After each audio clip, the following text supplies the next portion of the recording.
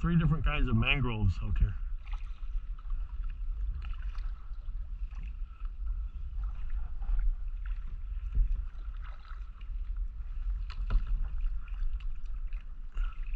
Smile! Oh, I can't see. There we are. Nice.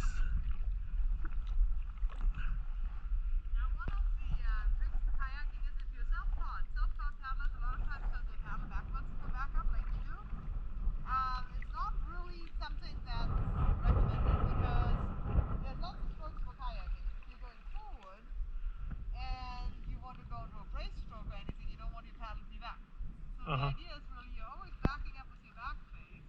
Oh. That way you can go to brace strokes and returning strokes and everything else. And then paddles are hydrodynamically designed, so backing up works perfectly well with back face. Oh, okay.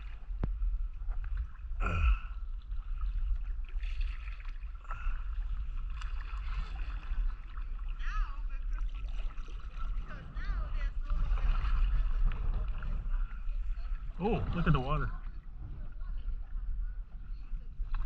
Oh, yeah.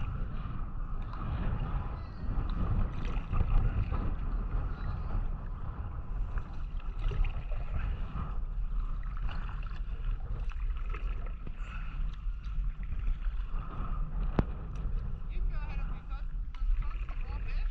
Okay. Thank you. And go to the side of everybody else because we're not going to go all the way. How you doing?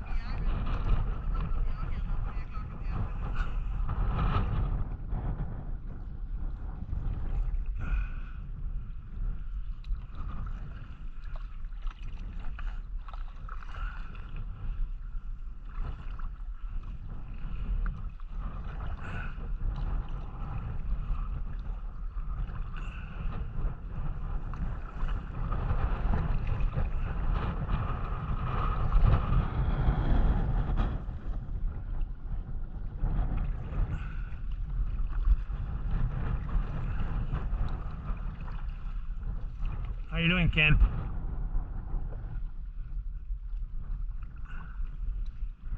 So look at that branch, it's all got the supports going right down into the water. Yep, and until they hit the water, they are super elastic. Because the whole point is to basically grow something that's going to go straight down. Yeah. And once they hit the water, the second they hit the water, those salt pores form. Yeah. And so the whole thing stiffens up. Yeah. And it becomes almost impossible to move. Wow. That's mostly seaweed that's coated in mud. So it was seagrass. So seagrass is like a true lawn, right? And it gets mowed by manatees and sea turtles and everything else. So you get grass mobilized and floating around in the water. And then you got all this mud that's pushing into here that the mangrove generates, and it kind of settles along the seagrass first. And it coats the seagrass, and then the whole thing will basically drop down, and there's about 3 feet of mud, 3 to 6 feet of mud, supporting all those mangrove trees here. Wow. If you look down, oh, but there's a night parrot right there. Is back here. Oh, what?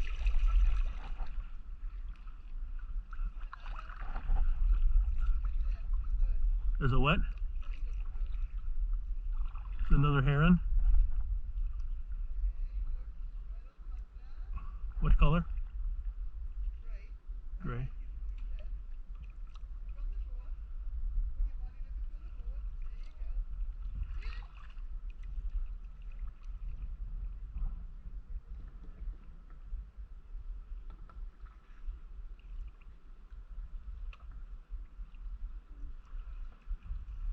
Do you see where it is?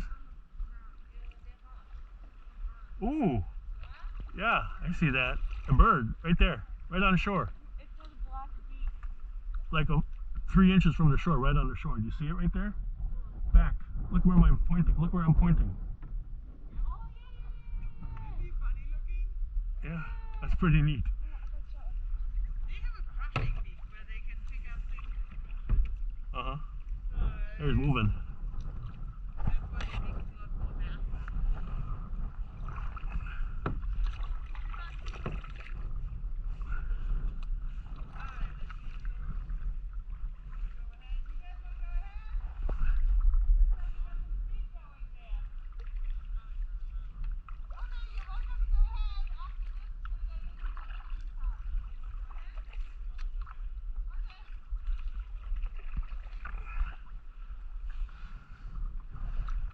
Okay, look for fish too.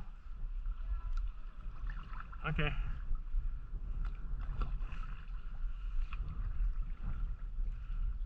Oh.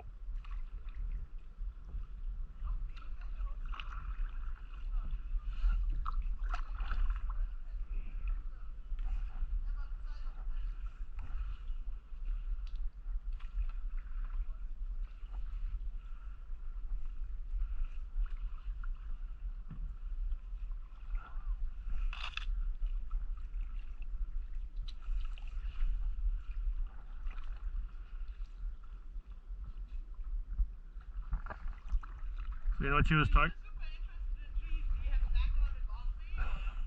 I have a background in everything. Okay. What do you do? I'm a graphic designer. I work with medical devices, but I like everything. So polyglot, not polyglot. Look, flowers on that mangrove tree. If you're looking to the left, see the yellow flowers on it? Where? Oh yeah, the tiny little flowers. Yep, tiny little flowers because it doesn't need them. Out of the flowers grows this little pod thing down here. Uh huh. And out of this pod thing grows a big string bean thing that is a clone of the adult tree. Oh, So they don't need fancy flowers because they don't do recombination. they don't what? They don't recombinate. Oh, okay. You have fancy flowers to attract pollinators to pollinate your flowers, so you do recombination, right? Yeah. Those guys clone themselves. Really? Huh. So they don't need to do recombination. So their flowers are just kind of they're an evolutionary leftover. Huh. Because what they do out of those little knots that come out of the flower, they grow a big thing that looks like a big string bean. Yeah, I had a bucket of them. It's a complete tree. It's got like a root system on the bottom, a trunk in the middle, a leaf on top, Huh. and it just drops out of the tree, And floats away. floats away, and then it captures anywhere where it can touch the bottom, it roots itself, Huh. or it gets caught by Wow. the roots on one of the bigger trees, and that's what happens. It gets this sense. If you look at all those little tiny mangrove trees down in here, Yeah. all of those have come out of those little seed pods. Oh. Yeah, I saw you had a bucket of the little seeds underneath the. Yeah, we're reforesting big pines. So when Hurricane Irma hit, it initially was a Category 5. It hit the Keys as a 4. But right when the eye wall hit on big pine, none of the mangroves survived. Wow. So Yeah. last year we've been collecting thousands of mangrove seed pods Wow. and volunteer groups plant that in big pine. Wow. I mean, eventually it would reforest, but on geological timescales. And we don't like geological. Yeah. I've got a tour on Thursday at 3. Let's go here. Yeah. Yeah, exactly. Right? Yeah. And not only that, because what would happen if the mangrove system collapses, which it does right now, we're 3 years post-hurricane, so now we're actually losing the trees Wow. that are dead. They're just dissolving. Yeah. And if that collapses, the next thing that happens is that mud that's formed for that little mangrove island will wash away. Uh huh. And then you're back down to the sand, and then you have no more mangrove islands. There's some plywood there. Yep. What happened is, back in the day, kids would, when they grew up, grab their swing sets and haul them into the mangroves and build really cool tree forts with slides and swings and everything else. And in the age of the iPhone now, that's not really being done that much anymore. This looks really different. It's got a lot of nodules on it. Yes, and that's just because this tree is very exposed.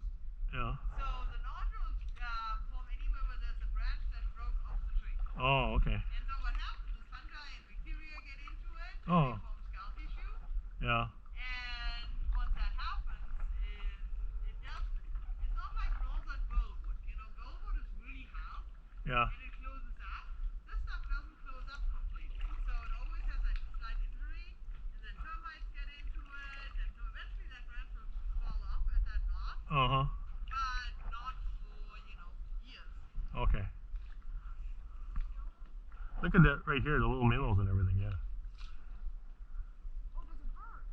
Yeah, right there. Look at that right there. Yep. That's the one they were looking at before. Yeah. Yeah, they're just they chill. I think they're probably night active, which is why. Awesome. We love people pulling stuff together. If I can get to it. I think I sunk it. It's coming back up. Well, Maybe somebody else will get that one. So this one's floated to the Gulf Stream. See those little white things on it? Yeah. Those are gooseneck barnacles. Oh wow, barnacles. They're attached by a little neck, and Yeah. then they've actually opened up the filter feed. Huh. I always feel bad for them if I pull out the plastic. Oops, now I can't get out.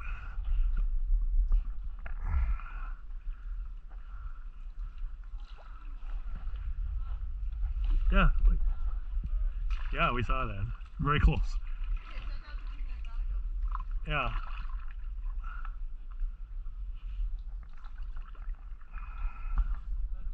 Okay. There you go. Oh wow. Yep, and if you hold it underwater, they will open up and filter feed. Huh. Oh, sorry. You got it.